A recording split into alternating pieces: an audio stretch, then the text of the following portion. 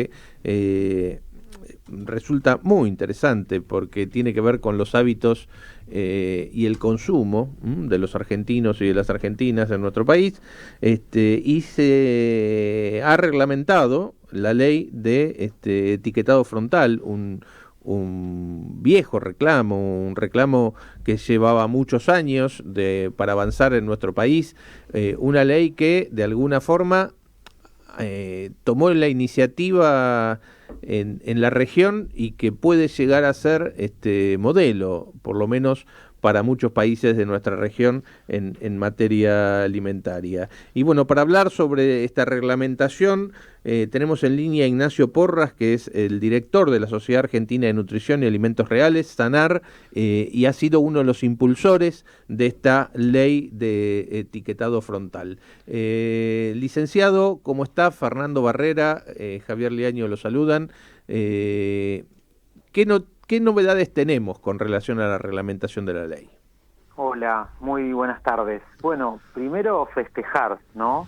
Porque parece que no, pero cuesta reglamentar las leyes que se aprueban en la Argentina. Sí. Y también teniendo en cuenta la experiencia de otros países que han avanzado en normativas similares a las de Argentina, tardaron hasta 4 años en reglamentarlas.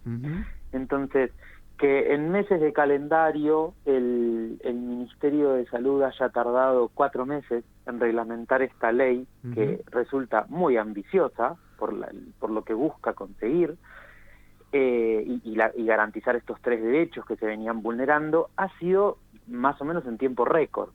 Y por eso estamos bastante contentos desde las organizaciones. Tal cual. ¿Qué se van a encontrar los usuarios y los consumidores con esta ley en las góndolas o en los productos a partir de esta reglamentación?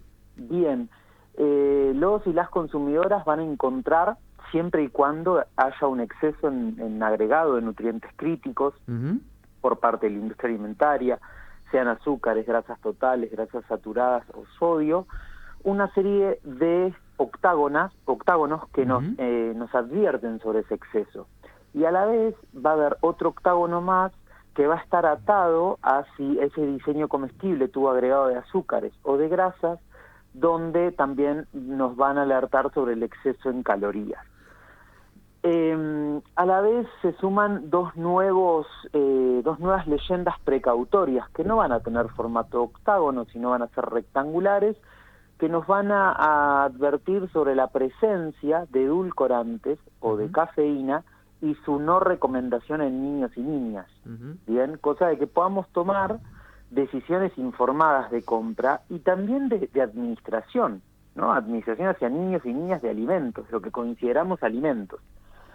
También algo nuevo en los paquetes que no estaba hasta ahora y que es muy importante que la ley lo exija, es la declaración de azúcares, tanto totales como los añadidos por la industria alimentaria. Esto es importante porque no teníamos conocimiento. Si nosotros íbamos a la tabla de composición nutricional de cualquier producto, decía carbohidratos. Claro. El tema es que no sabíamos cuántos de esos carbohidratos eran azúcares. ¿Por qué se hace esta distinción entre azúcares totales y azúcares añadidos? Porque hay azúcares que son propios de los alimentos. Por ejemplo, cualquier lácteo tiene lactosa, y la lactosa es un disacárido, un hidrato de carbono simple, al igual que es la sacarosa o el azúcar de mesa. Sucede que hay alimentos que tienen azúcares naturales y azúcares añadidos, como puede ser un yogur. Entonces ahí el número va a ser distinto. Después tenemos otros diseños, como pueden ser las gaseosas, donde el 100% del azúcar presente es añadido. Entonces ahí vamos a tener un mismo número. Tanto azúcares totales como azúcares añadidos va a ser el mismo número.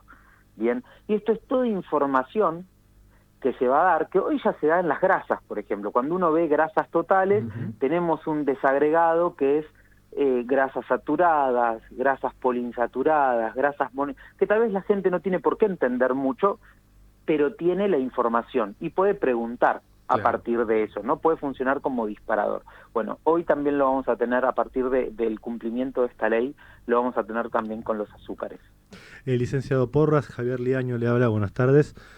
Buenas tardes. Quería preguntarle, es obvio la importancia de esta norma, pero quería ver un poco la trastienda, ¿no? ¿Cuál fue la oposición o las presiones que hubo de las grandes empresas alimenticias al Congreso para que esta ley no se apruebe o que fuera modificada? Enormes, gigantescas, muy bien financiadas también, muy bien orquestadas, con participación de la academia también. Muy triste, pero la industria alimentaria se opuso a esta ley de todas las formas en las que pudo, de manera abierta y blanqueada, y también de manera oculta, solapada, en representantes, por ejemplo, de la academia o de asociaciones médicas financiados por la industria alimentaria. Entonces fue muy complejo durante toda la discusión del etiquetado frontal, porque hay algo que no se acostumbra en nuestro país, que es en la declaración de conflictos de interés, que es básicamente decir quién nos paga, ¿no? Si recibimos o no financiamiento de la industria alimentaria cuando vamos a hablar de cuestiones que justamente buscan regularla. Claro. Y sí, claramente hubo un montón de oposición, siempre sin presentar evidencia científica, siempre fue desde la opinión, ¿no? Como cualquiera puede emitir una opinión. El tema es que había suficiente evidencia científica libre de conflictos de interés, es decir, no financiada por la industria alimentaria, que ponía en evidencia el estado actual de la población argentina, de cómo estamos expuestos al consumo de estos productos, de qué viene acarreado a través de ese consumo de productos, ¿no? Que es el desarrollo de enfermedades crónicas que son principal causa de muerte en nuestro país y en el mundo.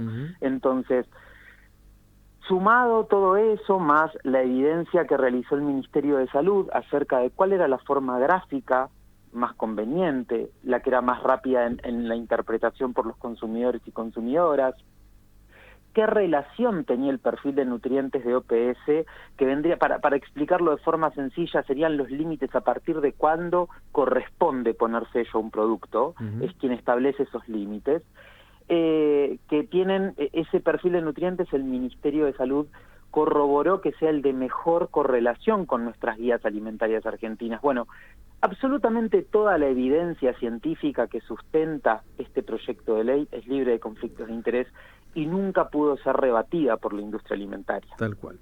Licenciado, ¿qué alimentos van a tener estos etiquetados? Muy pocos alimentos. Ajá. El resto, lo que va a estar etiquetado van a ser cosas comestibles. Yo hago esta distinción porque lo que va a alcanzar el etiquetado frontal en su gran mayoría son cosas que se comen, no alimentos. Ajá. Cosas que se comen son los ultraprocesados. ¿Qué es un chisito? Por ejemplo, claro. ¿De dónde sale un chisito? Sí. Digamos que una ruedita no es natural, digamos. No, ni siquiera podés conocer el origen. Claro. No sabés de dónde se desprende. Es una cosa que tiene una matriz inventada con resabios de la producción primaria, una harina refinada, un azúcar refinado, sal, algún aceite o grasa bovina refinada, y una serie de aditivos que te hacen creer que ese arito tiene cebolla, pero no tiene cebolla. Claro, jamás tuvo. Entonces, son cosas que nos prometen comer algo que en realidad no estamos comiendo. El yogur sabor a frutilla sin frutilla. Claro. Entonces, ¿dónde van a estar los octágonos negros? En la mentira alimentaria que vemos en la góndola, en eso que no es alimento. El alimento real, el natural o mínimamente procesado, jamás va a ser alcanzado por el etiquetado frontal, porque directamente queda por fuera del sistema de perfil de nutrientes de OPS. Quedan excluidos abiertamente. No vamos a ver la carne etiquetada, no vamos a ver los vegetales y las frutas etiquetados, no vamos a ver el arroz común etiquetado o el fideo. Sí, vamos a ver ese arroz que te promete los hongos de la Patagonia. Claro. ¿No? Pero claro, que es también sin hongos, que son aditivos, son realzantes del sabor, es sodio agregado, colorantes agregados, pero no pasaron ni a 10 kilómetros de un hongo. Claro, un hecho muy particular se dio hace muy poco, en el marco de incluso de la pandemia, o estamos terminando la pandemia, o mejor dicho, terminándola porque todavía no terminó, pero hablaban de estos alimentos en base a leche, pero que no eran leche en definitiva, ¿no? Sino que eran productos en base a la leche, por ejemplo, y que en algunos casos estaban dentro de programas alimentarios, ¿no? Exacto, y encima en esto es tan canalla la industria alimentaria, perdón que me exprese así, pero te lo envasan de la misma forma que envasan a la leche, le ponen la misma tipografía, los mismos colores, y te lo ubican en la misma góndola. Entonces, ¿en dónde radica la diferencia? En la denominación del producto. Alimento a base de algo que se escribe muy chiquitito, abajo de la marca, y que la gente no tiene por qué saber esas diferencias mínimas.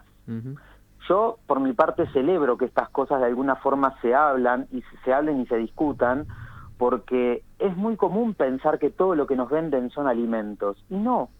La gran mayoría son formulaciones que son muy económicas para la industria alimentaria, que prometen un alimento que en verdad no nos están dando y que tienen un impacto directo en la salud, ya sea porque son carentes de nutrientes, como esto que estás mencionando, que es una leche diluida, es decir, todos sus nutrientes también diluidos, o que pueden tener exceso de nutrientes críticos que nos enferman. Ignacio, la última por mi parte. ¿Cuándo empezarían a aparecer estos hexágonos en los productos?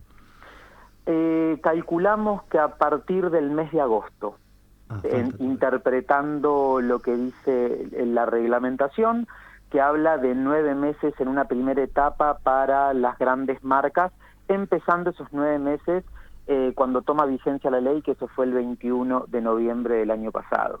Así que calculamos que para agosto podríamos empezar a ver el cumplimiento por las grandes marcas en estos productos con límites más laxos al del OPS, pero con límites afín, y que después tendrán que adecuarse al sistema de perfil de nutrientes del OPS, que es el definitivo y el mejor estándar de salud a nivel mundial.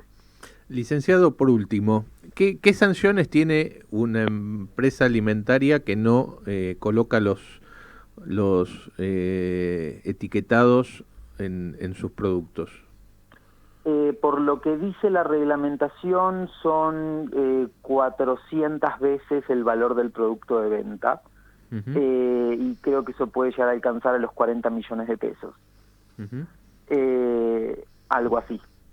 Porque eso es determinante, ¿no? Porque si, digamos, la letra con sangre entra, decía alguien, ¿no? Y si no hay una sanción a los efectos de alguna forma generar las condiciones para que las empresas que han tenido, o la industria que ha tenido una actitud claramente en contra del avance de esta ley, no cumplan o se las sancione en caso de incumplir, va a ser una lucha a cuartel. Tal cual, la lucha hay que darla. Las organizaciones de la sociedad civil no nos vamos a correr, vamos a estar presentes en la implementación de cada uno de los puntos centrales de esta ley, porque se busca proteger a la población en general, pero sobre todo a la población vulnerable. Estamos hablando de niños y niñas que son expuestos a publicidad, que son expuestos en entornos escolares a cosas que se comen y que los enferman. Entonces, ahí tendremos que estar presentes. Confiamos en que la industria sí se va a adecuar, porque ya se adecuó en países con normas similares, es decir, que a nosotros no nos cuenten lo que nos venden no significa que a México no lo hagan cuando exportan, o no lo hagan a Uruguay. O sea, el mismo producto que nosotros vemos en góndola, en Chile tiene 3 sellos, tal vez en Uruguay tiene otros 3. Entonces, lo que necesitamos es que la industria se adecúe, y así también, este es mi voto de confianza, yo creo que la industria alimentaria, porque sé que tiene la capacidad para hacerlo, puede desarrollar mejores formulaciones sin concentrar tantos nutrientes críticos que nos enfermen. O sea, necesitamos que mejoren digamos, el abanico de alimentos que nos ofrecen. Doctor, licenciado, gracias por estar con nosotros. Gracias a ustedes. Hemos hablado con el licenciado Ignacio Porras, nutricionista, director de la Sociedad Argentina de Nutrición y Alimentos Reales, SANAR.